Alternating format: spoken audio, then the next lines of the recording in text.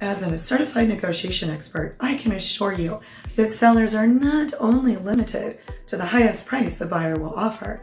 There are other terms of value buyers can offer, such as higher earnest, that standards about 1% of the purchase price, flexible close of escrow, waiving the appraisal, not asking the seller to pay HOA or closing costs for the buyer, letting the seller live in the home after the sale is complete, shorter inspection periods, a larger down payment, removing or limiting the appraisal contingency, and escalation clauses are the most common.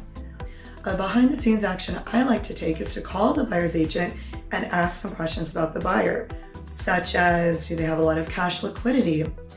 If they're going to live in the home, why do they like it so much? There could be something there. Have they submitted other offers? And if so, what happened? And how can they help the buyer pick them over somebody else? Maybe there's something else going on that we don't know about that isn't already on paper.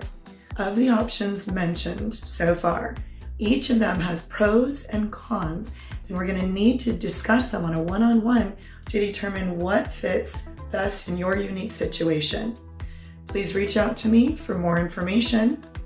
Thank you so much for watching, and I hope you have a fabulous day.